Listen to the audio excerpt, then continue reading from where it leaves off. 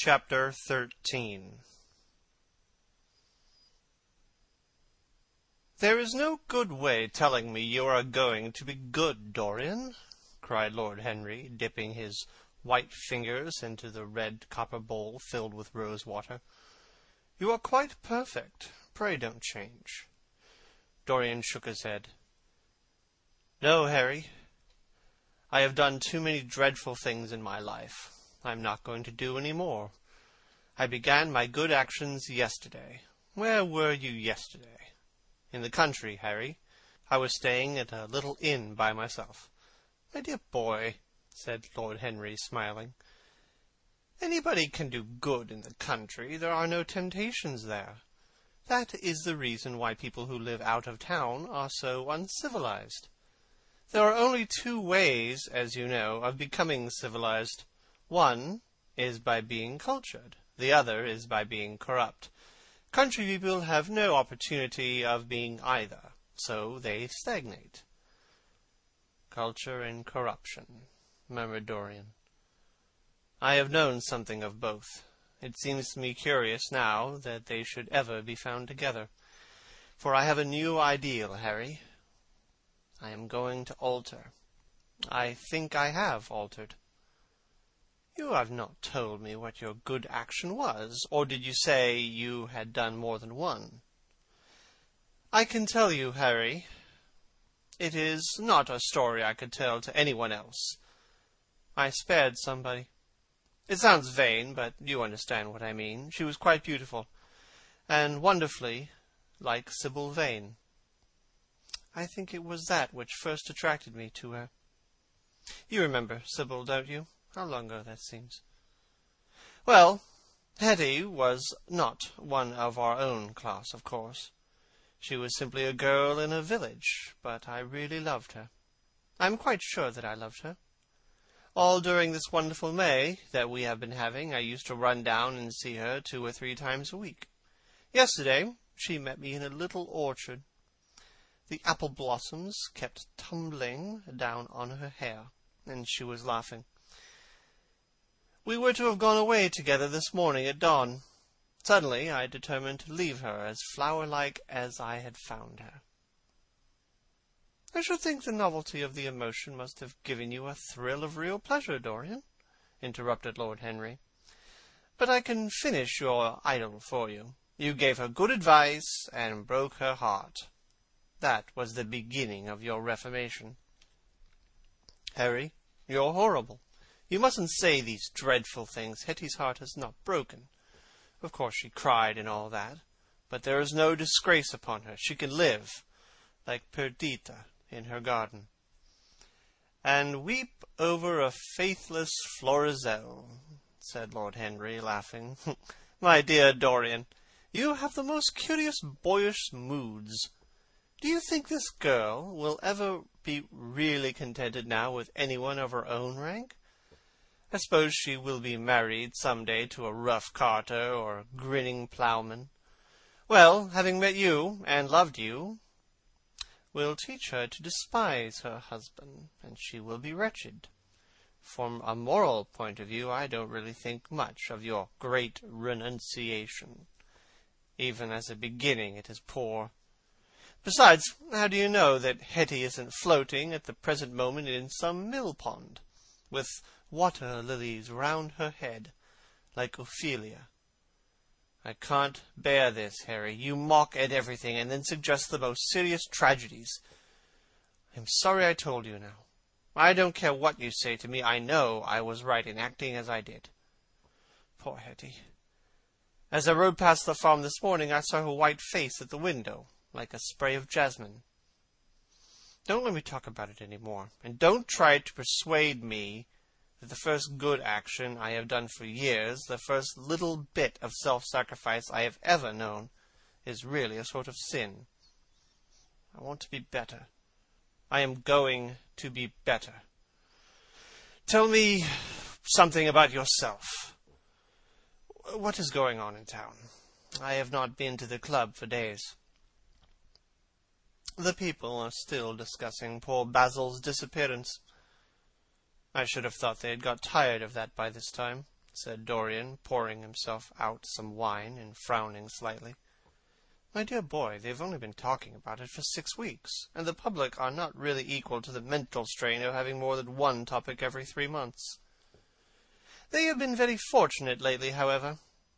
They have had my own divorce case, and Alan Campbell's suicide. Now they have got the mysterious disappearance of an artist. Scotland Yard still insists that the man in the grey ulster who left Victoria by the midnight train on the 7th of November was poor Basil, and French police declare that Basil never arrived in Paris at all. I suppose in about a fortnight we will be told that he has been seen in San Francisco. It is an odd thing, but every one who disappears is said to be seen at San Francisco. It must be a delightful city, and possess all the attractions of the next world. What do you think has happened to Basil?" asked Dorian, holding up his Burgundy against the light, and wondering how it was that he could discuss the matter so calmly. "I have not the slightest idea. If Basil chooses to hide himself, it is no business of mine. If he is dead, I don't want to think about him. Death is the only thing that ever terrifies me. I hate it. One can survive everything nowadays except that. Death and vulgarity are the only 2 facts in the 19th century that one cannot explain away. Let us have our coffee in the music-room, Dorian. You must play Chopin for me. The man with whom my wife ran away played Chopin exquisitely. Poor Victoria, I was very fond of her. The house is rather lonely without her." Dorian said nothing, but rose from the table, and, passing into the next room, sat down to the piano and let his fingers stray across the keys. After the coffee had been brought in, he stopped, and, looking over at Lord Henry, said, "Harry, did it ever occur to you that Basil was murdered?" Lord Henry yawned. "Basil had no enemies, and always wore a Waterbury watch. Why should he be murdered? He was not clever enough to have enemies.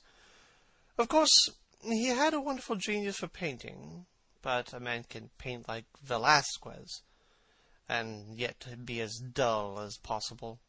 Basil was really rather dull. He only interested me once, and that was when he told me years ago that he had a wild adoration for you." "I was very fond of Basil," said Dorian, with a sad look in his eyes. "But don't people say that he was murdered?" "Oh, some of the papers do. It does not seem to be probable. I know there are dreadful places in Paris, but Basil was not the sort of man to have gone to them. He had no curiosity. It was his chief defect. Play me a nocturne, Dorian, and as you play, tell me, in a low voice, how you have kept your youth.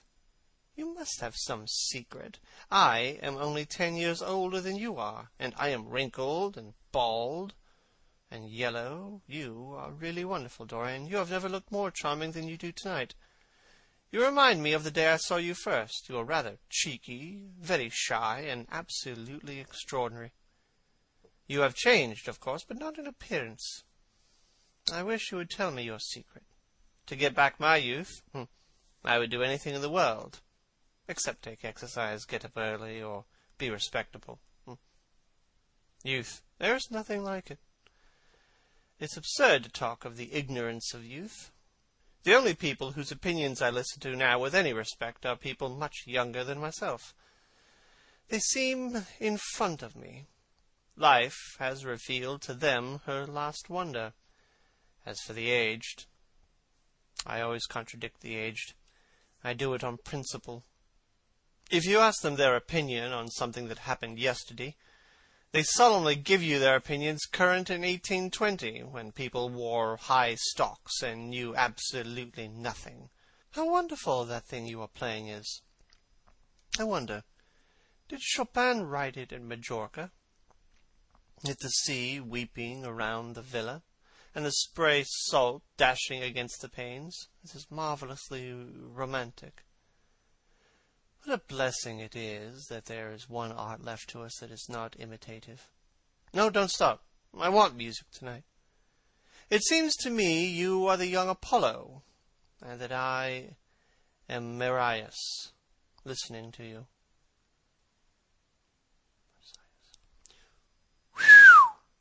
It seems to me that you are the young Apollo, and I am the young Marsyas, listening to you. I have sorrows, Dorian, of my own that even you know nothing of. The tragedy of old age is not that one is old, but that one is young. I am amazed sometimes at my own sincerity. Ah, Dorian, how happy you are. What an exquisite life you have had.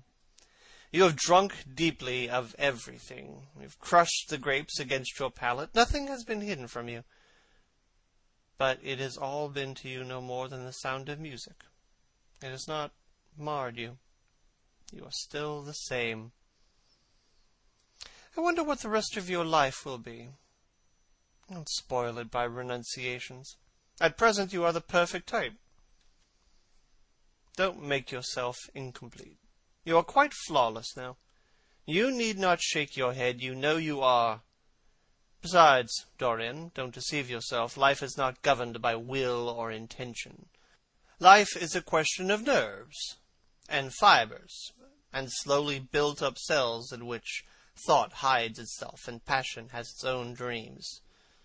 You may fancy yourself safe and think yourself strong, but a chance tone of color in a room or a morning sky, a particular perfume that you had once loved and that brings strange memories with it, a line from a forgotten poem that you would come across again, a cadence from a piece of music that you had ceased to play. I tell you, Dorian, that it is on things like these that our lives depend. Browning writes about that somewhere, but our own senses will imagine them for us. There are moments when the odor of heliotrope passes suddenly across me, and I have to live the strangest year of my life over again. I wish I could change places with you, Dorian. The world has cried out against us both, but it has always worshipped you. It always will worship you. You are the type of what the age is searching for, and what it is afraid it has found. I am so glad that you have never done anything, never carved a statue, or painted a picture, or produced anything outside of yourself. Life has been your art. You have set yourself to music. Your days have been your sonnets. Dorian rose from the piano and passed his hand through his hair. Yes, life has been exquisite, he murmured. But I'm not going to have the same life, Harry. And you must not say these extravagant